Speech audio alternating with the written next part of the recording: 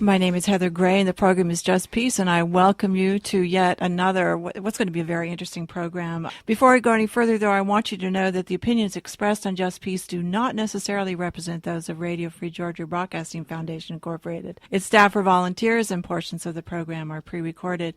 Nadia, before we go to Rashid Nuri, our guest this evening, just want to thank everyone for their contributions during our spring fund drive in the past couple of weeks.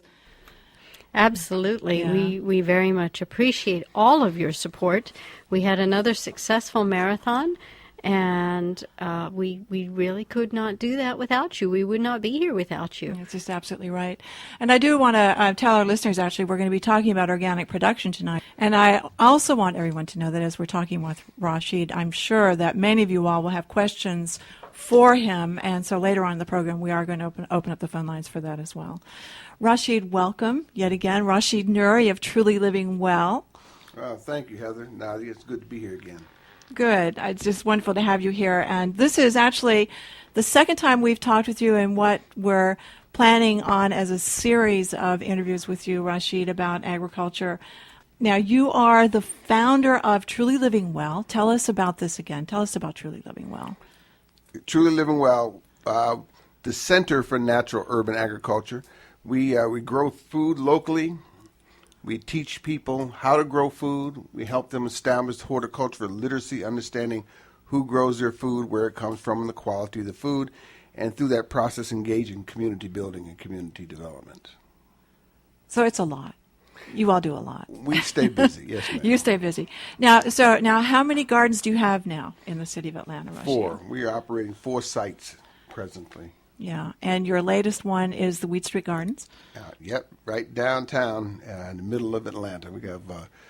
We're on an 8-acre site. We have half of that planted now, right in the old historic 4th Ward. Yeah, it's just really exciting. I've been over there recently and seeing all these plants coming up. You're going to be actually having a harvest pretty soon, right? Well, we started cutting last week, yeah. Did you really? Yes, we did. Mm-hmm. Oh, okay, that's great. That's great. Now, I do want to mention also that the other day I went over there and I actually saw a chicken.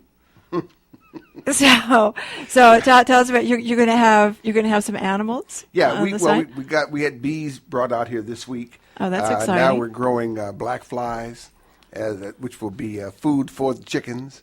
And we had 1 chicken out. We were very fortunate. We've had both Councilman Kwanzaa Hall and Congressman John Lewis come out for a visit last week. And it was Kwanzaa's idea to bring a chicken out to show John Lewis. So we had a photo op with a chicken. Yeah. But on a serious note, we did. Well, he's from rural Alabama. He knows a bit about that. Yeah, he does. So we do intend to have chickens out there in the future. Yeah. Now, just tell us before we talk about organic production. Tell us about Wheat Street, where it is. A little bit of that context. Physical location, or the physical location. Yeah, we're at 75 Hilliard Street, northeast, which is 1 block just off of Auburn. Auburn at Hilliard, 1 block from the freeway. Yeah, 1 block from Ebenezer in the King Center, straight across from Wheat Street Baptist Church. You can see all of the skyline of downtown, and we're located in the old historic 4th Ward along what is a traditionally, historically very important corridor of black business. Absolutely. Now, Rashid, in all of your gardens, in your 4 gardens that you have now in the city of Atlanta, you grow organically. We like the term naturally. Naturally, yes. You grow naturally. Well, we'll get the definition of that as well. Now, one of the things you were talking about in the last interview we did with you is that you were saying that you got a degree at the University of Massachusetts, your master's degree in soil. Tell us about that degree, quickly. You don't need to go into a lot of detail about it, but tell us about that degree. I did get a degree in plant and soil science from the University of Massachusetts because I am quintessentially an urban man, and I needed to learn the nomenclature and etiology of agriculture. I didn't know anything about it, so I had to get a basic background understanding so I could talk the language. Now, one of the things you also said in the last interview was that you learned all this at the University of Massachusetts, but then in order to do the work that you subsequently started doing or producing vegetables and herbs and so forth organically, you had to unlearn what you were taught at the university. Is that correct? That's correct. All right. Yeah. What they teach you in school at the university, particularly back at that time in the early 70s, was based upon standard commercial agriculture. Chemical agriculture, hybridization was part of the process, and how to grow big farms. Family farms were diminishing. The large agricultural conglomerates were increasing, and what they taught you in school fits you into that niche so that you could get a job on one of these big farms. And that was not what I was interested in doing. What do you mean by hybridization? Hybridization is a process of plant genetics where you cross. Let me rewind that just a bit. Historically, a farmer would plant a crop. He would save some of that seed to plant again the next year. That's where the concept of tithing comes from in the church. You plant 10 seeds and you save one for the next year, or you give 10% back to the church. So what happened with the plants? The plant geneticists began a process of cross-breeding plants. So you take what's called an F1 generation, of the parents together make the seed that you plant. Or you could have the two grandparents cross to make the parents that would then cross to get the seeds that you put in the ground. The problem with that is you cannot replant that seed. If you plant a seed, you will expect to get the same thing back that you planted that same year. But with hybridization, you're going to get a different trait. And the kinds of traits that would be crossed, it may be for height, it may be for the quantity of the fruit, for a particular color, disease resistance. There's a lot of different traits that you're able to hybridize a plant to perform. Some are resistant to particular bacteria or particular fungi. So you look for those traits. So what happens is if you collect those seeds and plant it back again, you're going to get one of either the parents or the grandparent traits that's going to come out. You're not highly unlikely to get exactly what it is you planted. So therefore, this means that if you want to grow that same crop again next year, you have to go back to the seed company to buy seeds for them, because it takes 2, 3, 4, 5 generations to get the kind of plant that they have. This gives the seed companies tremendous control over that genetic material. And whoever controls your food controls you. So if you have to go buy your seed from somebody else, you don't have food security. That makes sense? Yes. We might have some questions about that later on, but yeah. So what else did you have to sort of unlearn? Well, I think probably one of the more fundamental things is that plant geneticists, soil scientists are not smarter than God. The idea of commercial agriculture is to use the soil as the root, to support the roots of the plant, and not being the source of the life itself. So most commercial farmers use the chemicals to put into the ground to feed the plants, to make the plants grow, get big, and they don't feed the soil itself. The soil is life. Soil is health. Soil is wealth. You have to build the soil. If you have a strong plant, a strong soil creates a strong plant. Strong plant makes a healthy food. Healthy food makes healthy people.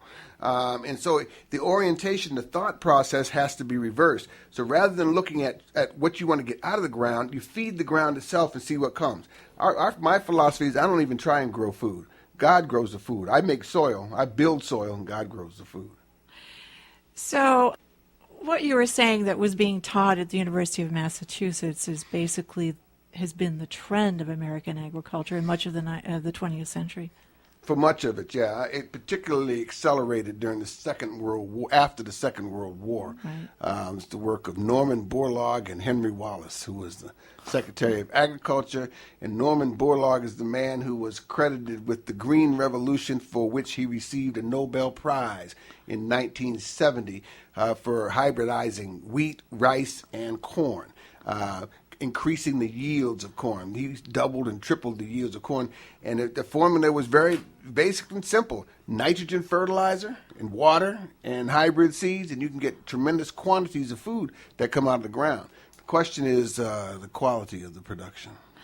Yeah, I know there's just so much we could talk about this so-called conventional agriculture, but I do tonight want to talk with you about organic production and what you're doing in the various farms that you have here in the city of Atlanta. Now, rather than calling it organic, you prefer to use the term natural. So, Rashid, what do you mean by natural agriculture? Well, yeah, natural, I want to emulate nature as much as possible. I love when I'm giving a talk about food production and food to be able to look out the window and see a forest or a grove of trees. And if you notice that there's the natural cycle, the trees grow, they drop their leaves, the leaves break down, and they feed the tree, and the tree continues to go. It's a wheel of life. It's a cycle that takes place, and it works. If you turn over that leaf mold underneath the tree, you'll find all kinds of life. You find earthworms. You find mycelium. That leaf mold, the little white stuff that's on the back of the leaves that are rotting, is one of the most important things that you're going to find in the garden. It's how the garden communicates with itself, sends signals across.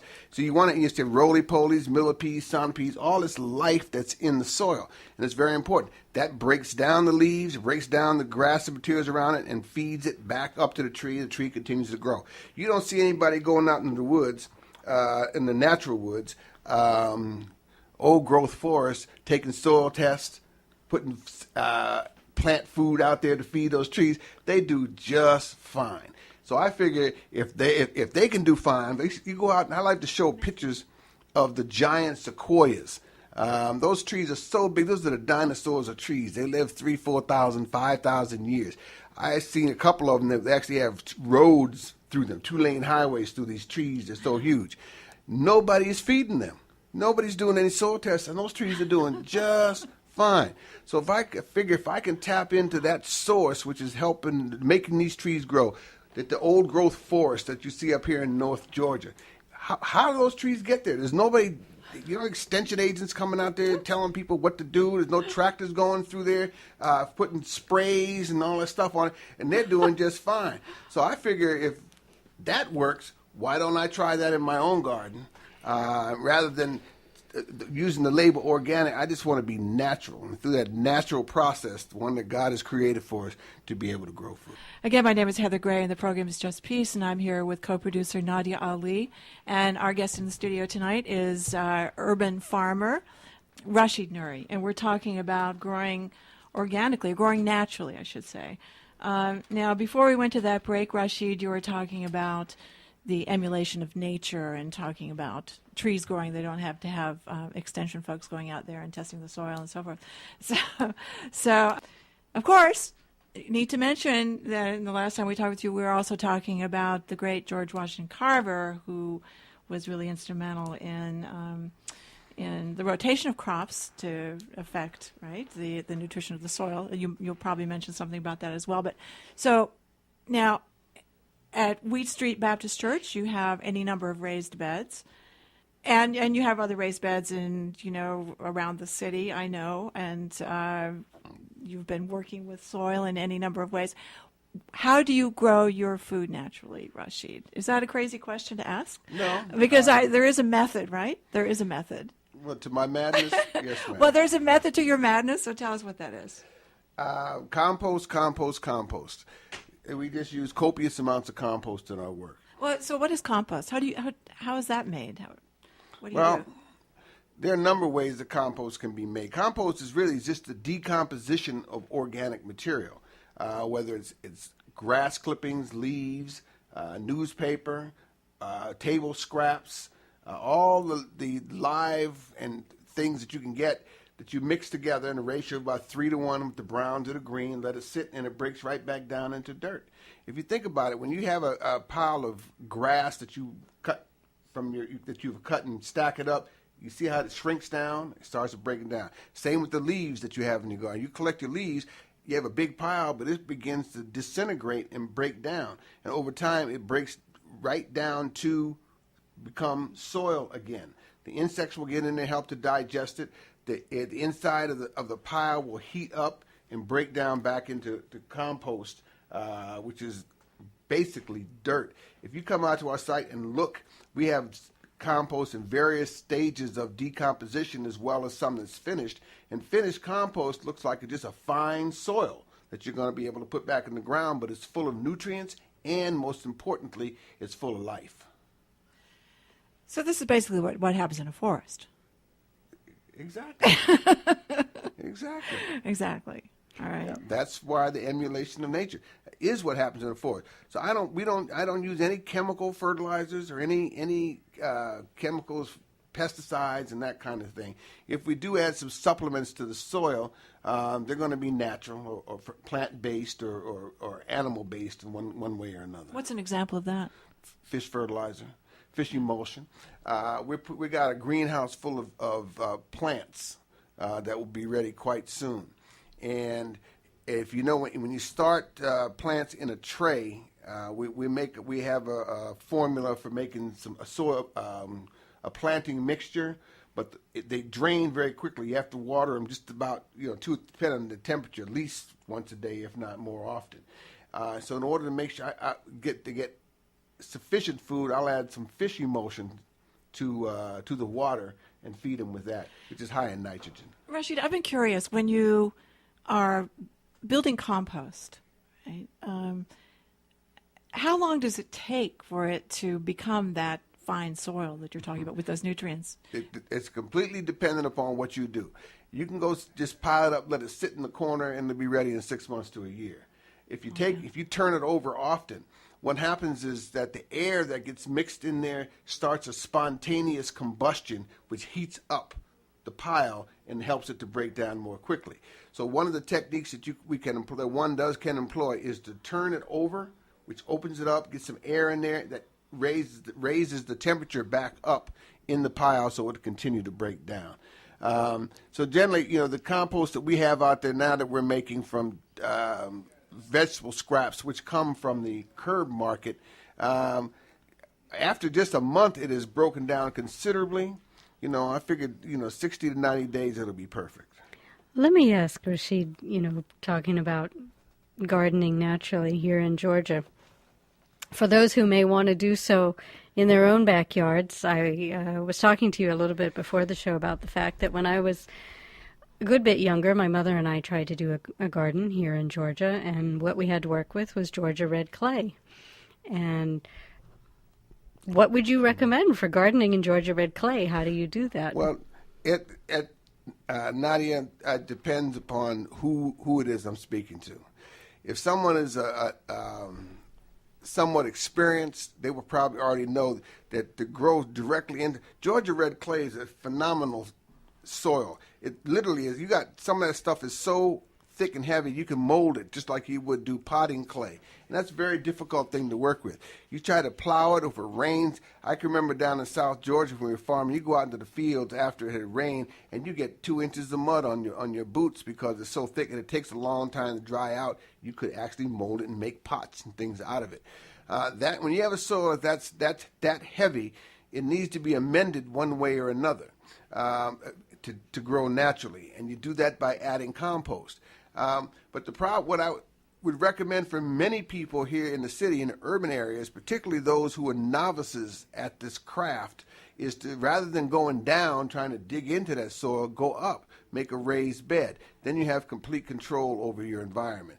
You put down, there's a number of techniques you can employ, but basically you put some cardboard or some newspaper right on the ground and build a raised bed up either with lumber or bricks, whatever you want to, and then add good topsoil and compost and then plant right in it rather than trying to break down that red clay.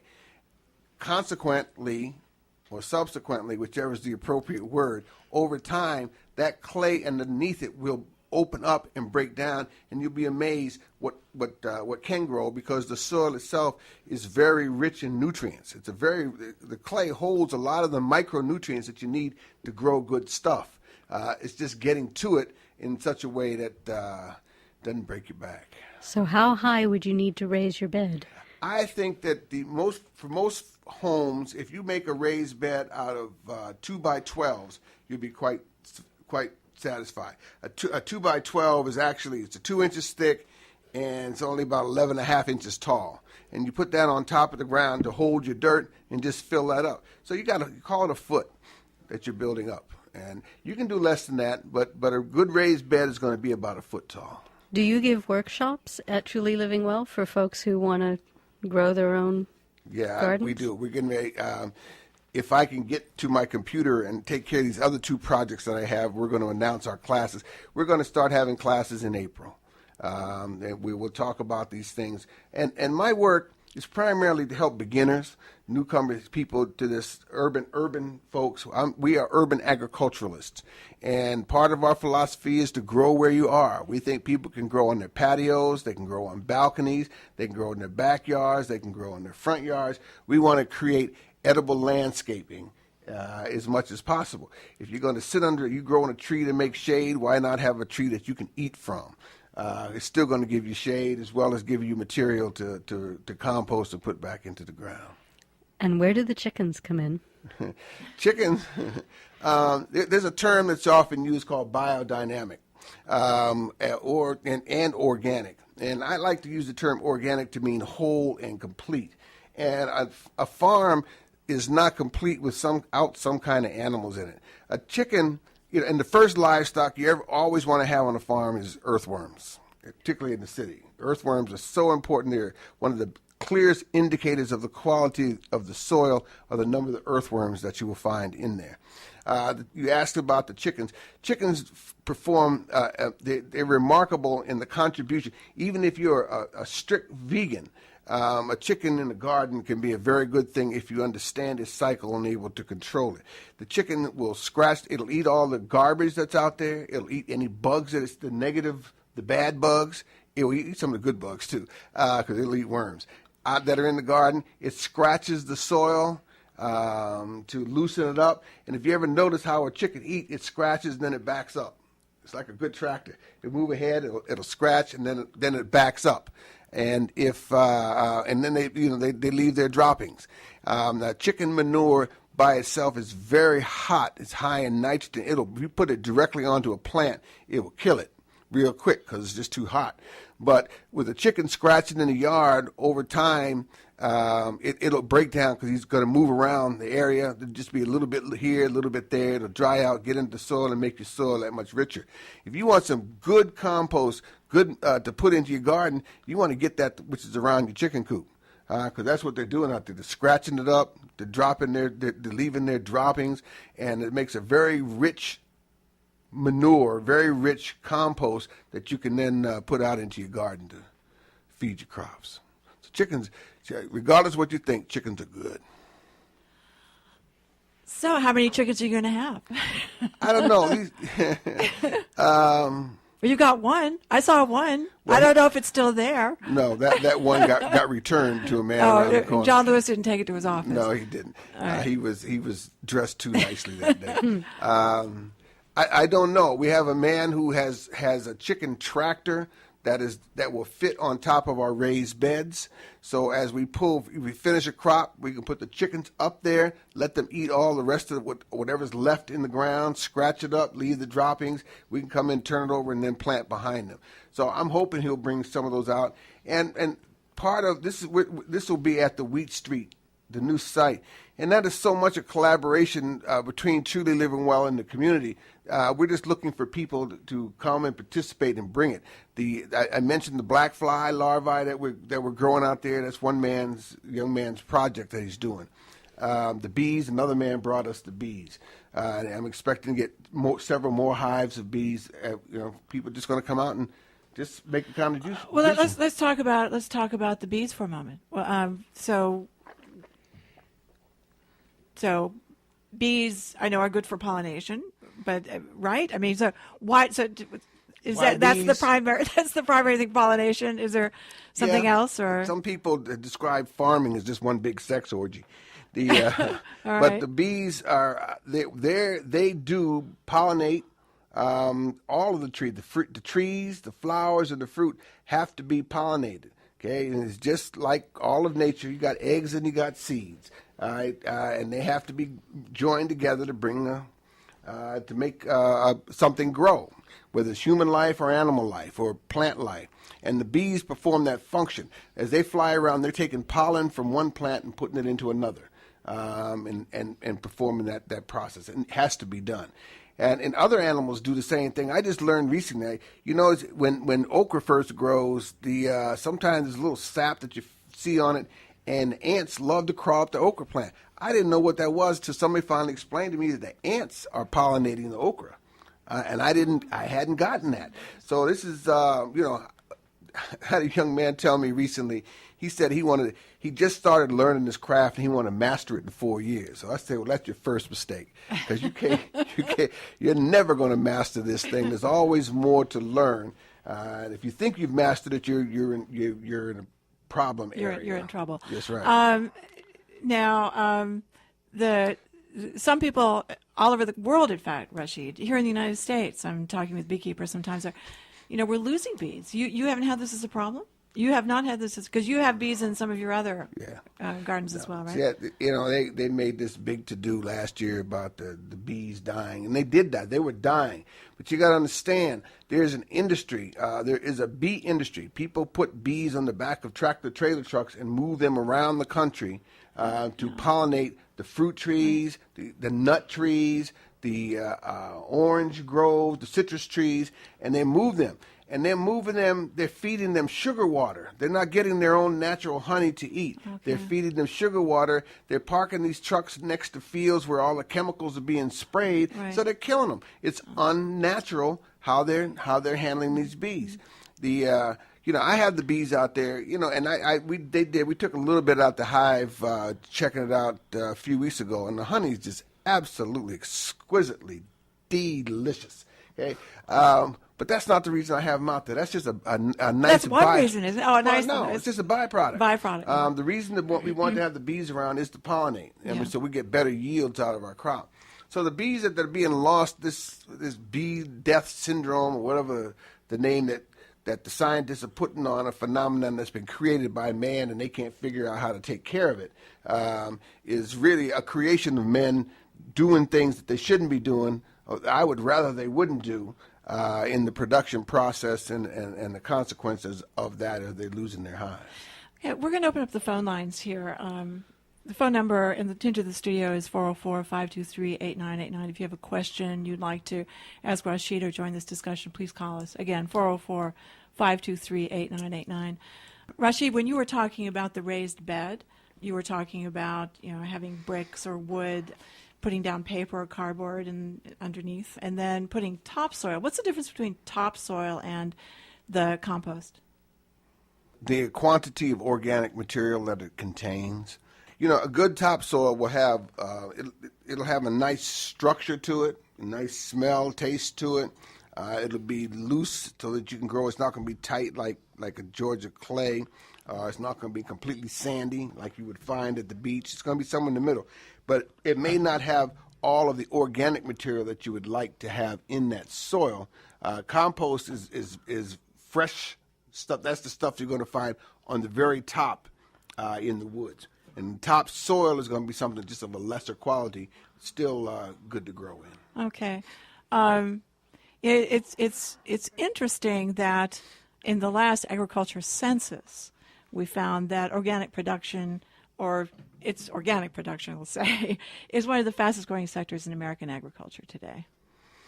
Yes, that's true. What happened, though, has happened. That is true because people are more interested in the quality of the food, who grows their food, and where it comes from. You have more locavores, people interested in having food that's grown right in the region where they live. And what has happened, this is the reason that you'll find a lot of the commercial farmers now in the past had gotten into organic agriculture, organic production, not as a movement or a way of life, but as a market niche. So right. You would have commercially grown food right next to food that's organically grown. They're using exactly the same production techniques, but they were doing just not using the chemicals per se, for the organic production. Same tractors, everything else was the methodologies were just the same. So what happens there are some compromises, in my opinion, that take place. But what today, there's some politics that's gotten involved. You're finding a lot of folks who are doing this, growing organic food, are now going back to commercial production. And the reason for this is that the prices of food around the world have skyrocketed over the last year. So the margin difference between organic and commercial has narrowed. The price difference has narrowed, and the cost inputs and the cost of production of organic is a little bit higher. So folks are saying they don't want to do it anymore because the market niche is not there. That's interesting. It is, and that ties into there's some world politics that go into that also. That's interesting. Yeah, the food prices have gone up all over the world, and that's the reason for a lot of the turmoil that you're seeing around, particularly in the Middle East right now, is the price of food. Rashid, we do have a caller, and we're going to go to the caller, but I want to give the phone number again here into the studio, which is 404-523-8989. Okay, Cheryl, are you there? Yes, thank you for taking my call. I'm very much I love to garden, work in my garden, but I don't particularly have any real serious skills.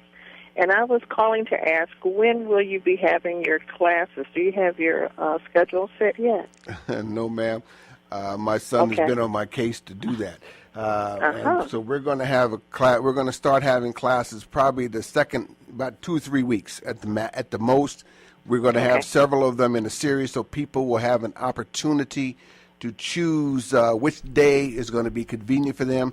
We will start off with a half-a-day class, 9 to 1, where we'll go over these basic topics, and then we'll come back later on in the summer with a detailed.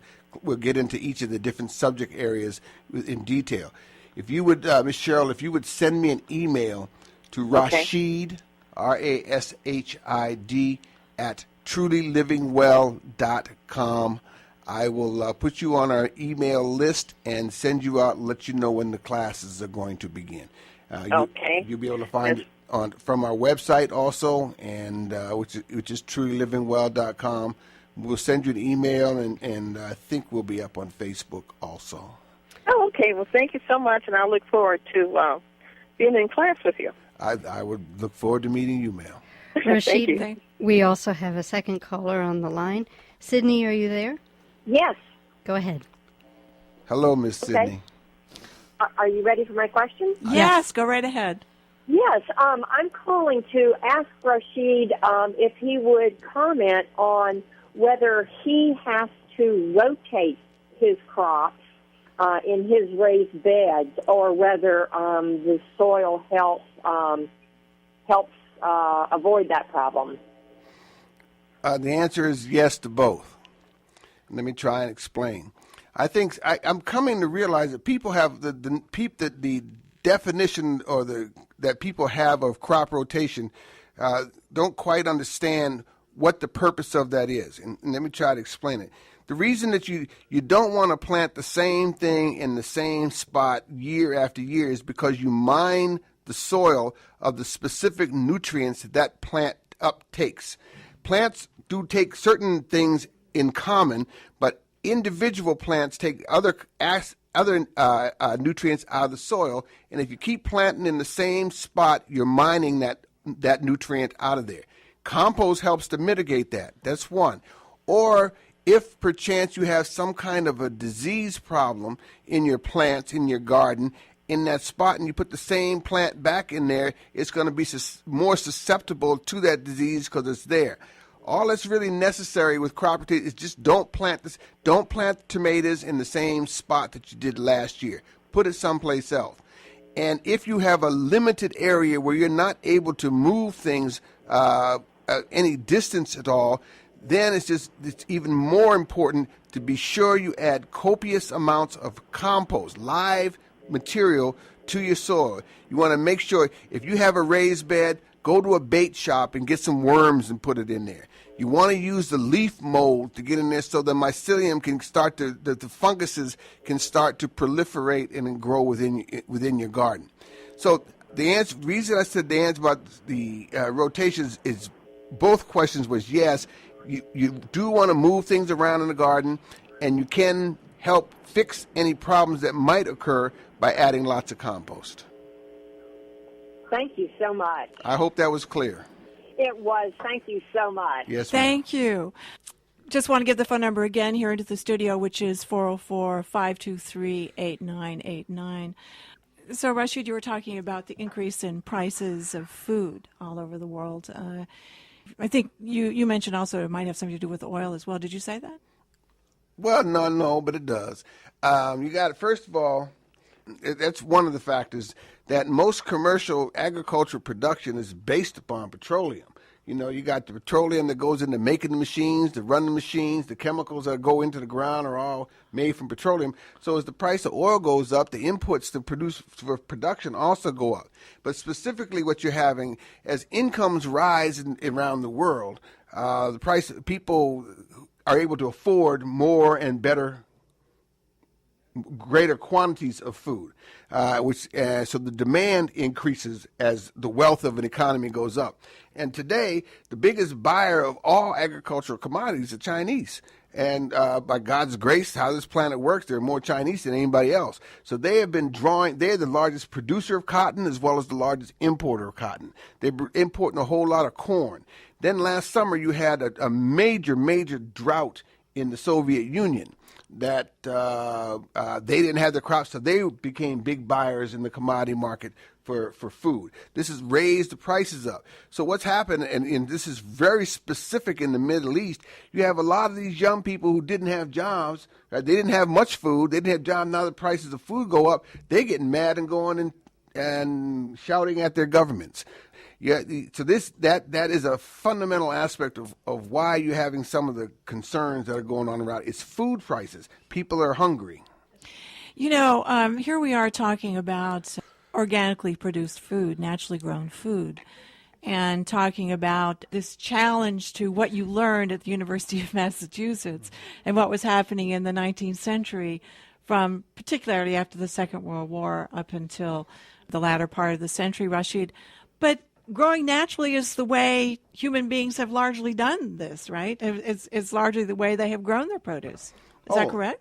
Well, up until that time, yes. But you also trace the migration of Western society in particular to the urban areas. Remember, America and much of Europe are urban societies. 80% of the people in the United States live in cities. So as folks are more drawn to the city and the country becomes more industrial, fewer and fewer people are engaged in the production of food. Food production, agriculture is the basis of civilization. If you're when man stopped hunting and gathering and settled to one spot, he began raising food. And then you were able to have other aspects of community begin to develop. If you're going to teach my children, I've got to grow the food to feed you. If you're going to treat my health as a doctor and the health of the community, someone's got to feed the doctor. So we've become more and more specialized. We've drawn from the countryside. So you have fewer people who are engaged in the actual production.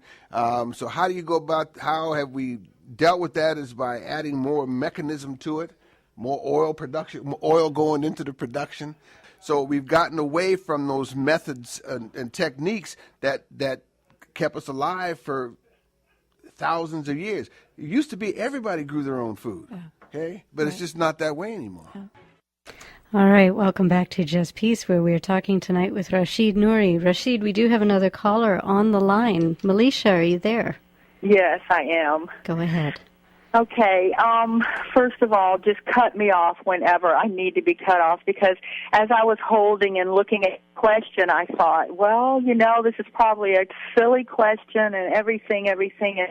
I love this information. I love this interview tonight. It makes me want to cry. It just does. I get this way, but I remember, I'm from a generation who remembers my grandparents' garden, and I know where food comes from. And in fact, I am blessed with earth around me that is just divinely. I have earthworms just beautifully, and I had forgotten about roly-polies, and it's just so beautiful, and it's so simple on one hand if you remember, and if you don't. And thank you, brother, for reminding me as one listener. The value of what you are saying is just so I can't even describe it. What I'm going to, my phone is getting feedback, so I don't know how you... Oh, turn your radio down. Turn your radio down. Yeah, it's down. Okay. But if you can hear me, I'll keep going for a second. We can. Continue. Oh, good. Yeah. Thank you. I will contact you, I hope. And what I'm saying is I have land in front of my eyes, and I need help. I'm a procrastinator. I've had a vision for years, and I just am going to ask for help. And I'm so blessed to be a part of WRFG. It's just such a gift, and anyone who is a part of WRFG is so blessed, especially in these times. But maybe in the 38 years, I'm not, cut me off whenever you know me. Is there a question here? Yeah, do you have a question? There is a question, yes. Yes. I've thought about a garden. Okay, 2 questions. And I think about a crisis. What if the grocery store shuts down for whatever reasons, and I do want to plant some food? Is there food in particular that would be the most beneficial to plant in the event of maybe a month crisis, a couple of weeks, I don't know. But as I was on hold, I was thinking, well, of course it probably depends on the season that your crisis happens. So just simply put, I mean, I know greens are valuable, and I think about planting potatoes, but I mean, that's kind of my question. Just some starters. And was there a second question?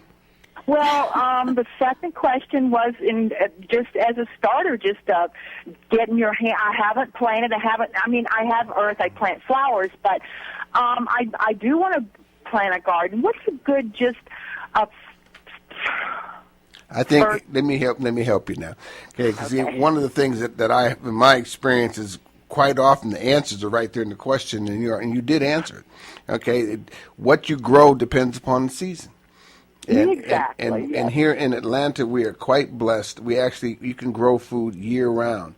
In the 5 years, we're in our 6th season now here of Truly Living Well, growing food in the metropolitan Atlanta area, and we have missed our weekly farmers market only one time, and that was last month and a half ago when we all got frozen in. Otherwise, we have food all year round. So part of what you need to learn is the seasonality, what grows in what seasons. This is one of the things we'll teach in our class. To make it very simple, we have 3 really crops. You got a spring crop and a fall crop, which are basically the same plants, and then you have your summer crop. The summer crop are things that can withstand the heat, that like heat: tomatoes, okra, beans, corn. These are things that have the seeds in it. In the spring and the fall, you grow your root crops and the green leafy crops. Those are the things that like the cool weather. But we can get into detail on that when you come to one of our classes. As far as if the stores close down, that's always one of the questions I pose to people. If they close Kroger, Publix is going to be closed off. You can't go across the street and start shopping at Publix because they all get their food from the same places. So what the key in that situation is going to be knowing how to grow food. Okay? And establishing that food self-sufficiency and the food sovereignty. If you have the skills and understand the processes, how all of the dots connect up, many of the dots as you can that connect up in nature, you can grow anywhere. You can go any place on this planet and grow. That's not quite true. You can go most places on this planet and grow food. You'd have trouble in the Arctic and Antarctic. But most other places be able to get some things grown. All right, thank you. We do have one. Thank you so much. Yes, Thank you. Thank you so much for calling. We do have one more caller. Are you there? Yes. Go ahead. Greetings. Good evening. Good evening. I just want to salute you and thank you for a very nutritious show that I don't usually hear this type of element that much, and I think it's one of very essential elements to life. Well, thank you, sir. How to feed yourself. Amen. And I just salute you and thank you for the information. It's just been so nutritious. Thank you. But I have a question. Yes, My sir. question is, where are you at on the farmers market so people can find you and support what you're doing? Thank you for asking. We have a market in East Point every Wednesday afternoon at 3353 Washington Road in East Point from 3 o'clock until dusk. Sometime next month, we're going to begin having a market in the old Fourth Ward on Friday afternoons. We may start a little earlier, but certainly we'll be there until dusk. You can, if you send me an email to Rashid@trulylivingwell.com, I will put you on a mailing list. You can call me at 404-520-8331. Lately, my mailbox has been getting full up, but I will do my best to get back to you as quickly as I can. And my job is to serve, and whatever I can do to be of service will tickle me plumb to death. Rashid, our time is going quickly. First of all, I want to thank all of you all who called in, and I'm sure there are many others of you who would like to call in as well. We will be having Rashid coming into a program to Just Peace once a month, so we'll let you know when that's happening again. But Rashid, at the beginning of our program, we play the song Revolution by Arrested Development. And you have told me before that what you're doing is quite revolutionary. Quickly, and it's probably not possible to say this quickly, but I'm going to ask you to say it quickly anyway. Yeah, well, why is what you're doing revolutionary? We're taking back control of our own food. We're doing for self. And I think this is a very important concept. I don't often talk about my work as revolutionary, although I know it is, because most people can't grow food. Most people don't know where their food comes from. So if we're able to help people get this knowledge, we're helping people to create nonviolent social change, getting them out from underneath the yokes of the corporations that dominate our lives these days, and helping people to get their own food sovereignty. The bottom line, if I control your food, I control you. Why is that? Why?